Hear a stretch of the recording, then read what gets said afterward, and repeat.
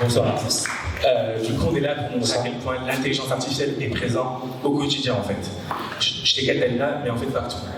Mais déjà, qu'est-ce que l'intelligence artificielle? On en parle beaucoup en ce moment, tout le monde entend parler de ChatGPT, et du coup, je me suis dit, allez, tiens, on va faire le discours sur ChatGPT, on va voir ce qu'il propose. Du coup, j'ai tapé, ça me propose un truc, allez lire, c'est passionnant, ils font un truc vraiment détaillé.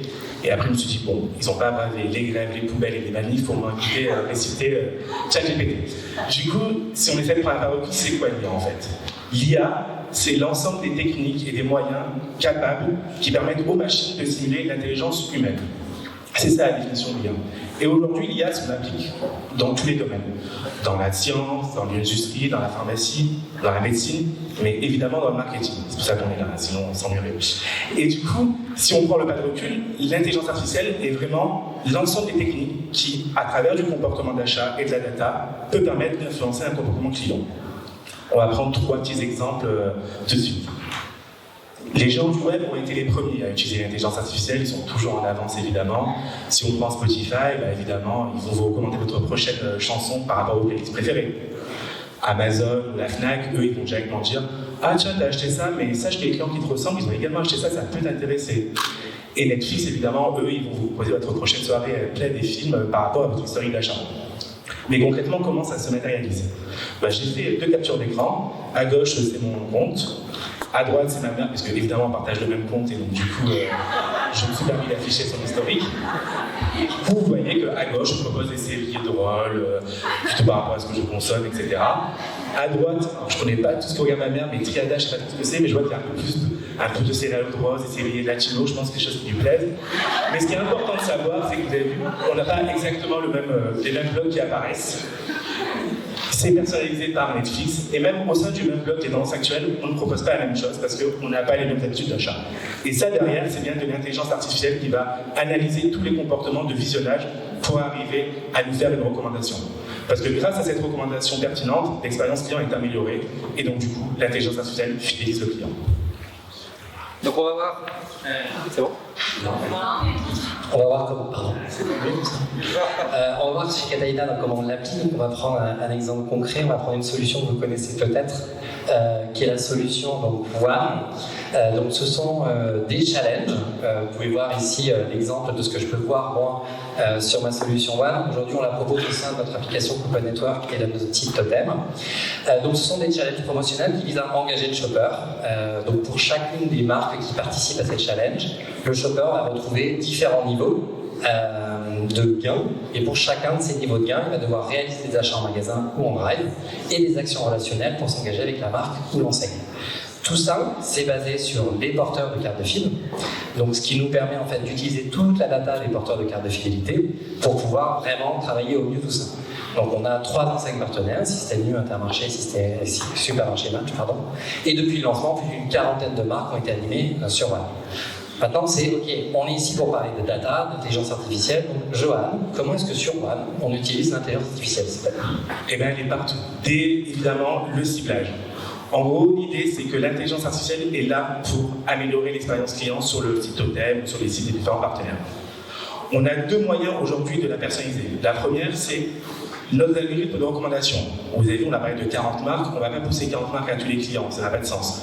Du coup, on a développé un algorithme qui va proposer de manière personnalisée et unique la meilleure liste de marques adaptées au comportement d'achat du client. J'y reviendrai un peu sur la technique juste après. Le deuxième moyen, c'est évidemment la calibration, l'hyper-personnalisation de nos calibrages. On ne va pas mettre des défis, des challenges qui paraissent démesurés pour le client. On veut bien sûr développer de l'additionnel, on veut également maîtriser le budget, donc il faut trouver cet équilibre. Et donc du coup, on a développé des algorithmes qui nous permettent évidemment de pouvoir proposer le meilleur coût, effort et générosité aux clients par rapport à chaque marque qu'ils consomment. Du coup, si on passe un peu plus en détail sur l'algorithme, comme tous les géants de la data science, on est parti sur l'algorithme AMS. On rentre un tout petit peu de technique, vous inquiétez pas, ça va pas durer longtemps.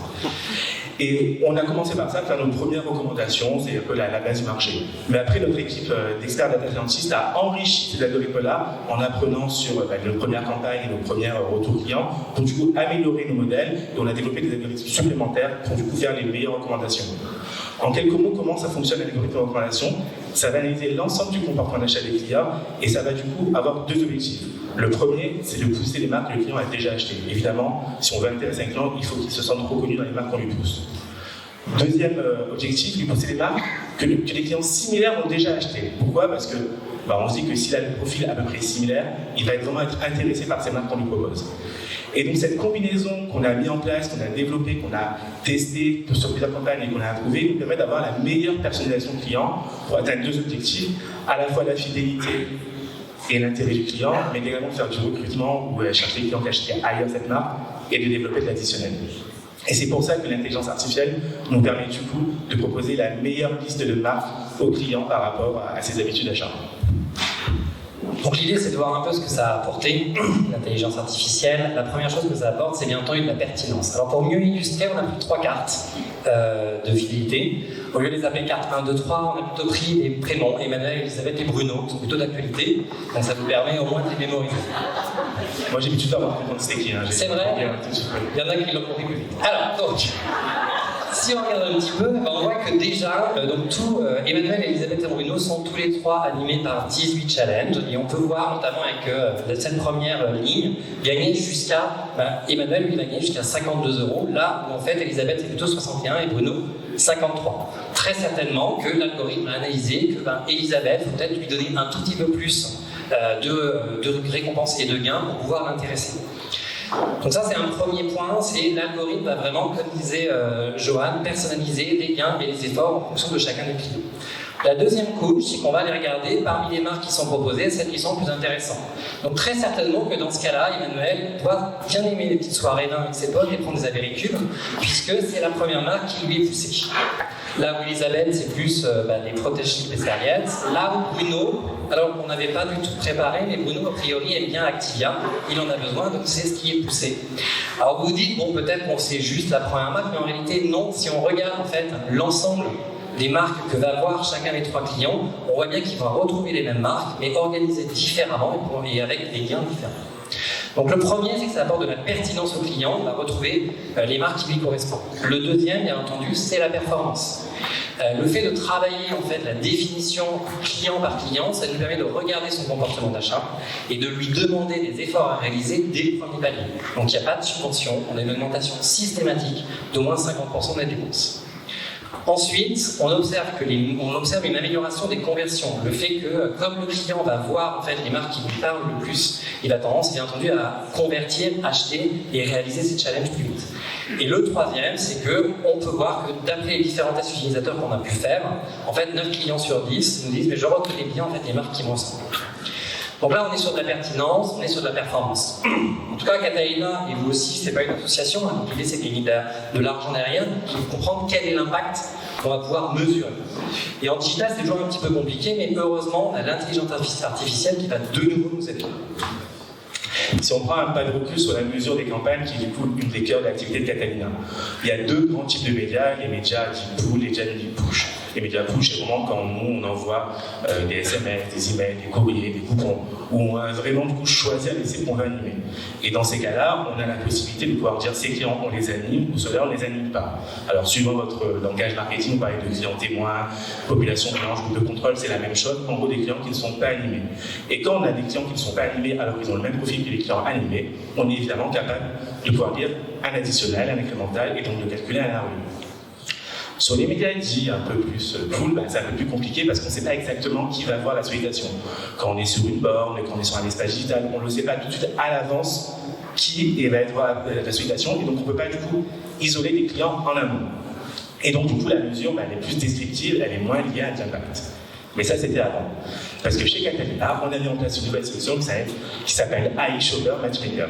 Cette solution, l'idée, c'est de chercher une population miroir, c'est-à-dire des clients qui ressemblent à nos clients qu'on a contactés, sauf qu'on ne va pas le faire en amont de la campagne, parce qu'on ne sait pas qui on va vraiment contacter, mais a posteriori de la campagne. Et ça va être fait grâce à l'intelligence artificielle. Allez, on fait une deuxième slide technique et après, comme il n'y en a plus. L'idée derrière, c'est de travailler de manière itérative avec les algorithmes de méthode KNN. Alors, pour ceux qui ne comprennent pas trop ce que c'est KNN, ça veut dire qu'on va aller chercher les plus proches voisins de nos clients contactés. Si on prend un exemple, là je l'ai fait en 2 axes, on imagine qu'on met énormément de variables de comportement d'achat pour reconnaître nos clients contactés. On va les projeter sur un axe, du coup, quels sont nos clients contactés, par exemple, sur la dépense, la fréquence, c'est ce que j'ai mis. Englobé sur le client contacté, et l'algorithme va travailler de manière itérative sur l'ensemble des paramètres qu'on a mis ensemble dans le modèle pour chercher quels sont les clients qui le ressemblent le plus. C'est-à-dire que la distance entre mon client contacté et mon client potentiellement témoin soit la plus proche de 0. Et donc on va itérer, et donc du coup on va pouvoir trouver a posteriori de la campagne, grâce à l'intelligence artificielle, des clients qui ressemblent à mes clients contactés. Et là du coup c'est la solution miracle, parce que si on a des clients contactés et les clients témoins, on va mesurer un additionnel, un impact et donc du ROI derrière. Ça, on l'a testé pendant plusieurs semaines, plusieurs mois sur des campagnes pour vraiment éprouver cette méthode. Et donc, on l'a testé sur toute une solution d'engagement, de gamification. On l'a même testé sur des newsletters. On l'a testé sur des opérations annoncées en magasin par coupon où on ne pouvait pas isoler les clients. Et ça fonctionne, ça marche. Donc ça, c'est la révolution aujourd'hui, qu'on est capable de pouvoir, sur ces chiffres de campagne, isoler des clients témoins a posteriori pour pouvoir lire un additionnel. Dans le but, toujours demain, de pouvoir lire encore plus de campagnes et donc encore plus de ROI. Donc vous l'avez vu sur cet exemple d'une campagne One. On va utiliser la personnalisation vraiment au début pour pouvoir affiner client par client, et on va également utiliser derrière l'intelligence artificielle pour pouvoir mesurer. Donc ça, c'est ce qu'on a fait sur une campagne One qui est en cours de déploiement, et on continue bien entendu de travailler avec notre équipe Data Science pour pouvoir continuer d'utiliser l'intelligence artificielle à différents niveaux de l'offre et sur plusieurs solutions. Voilà, merci.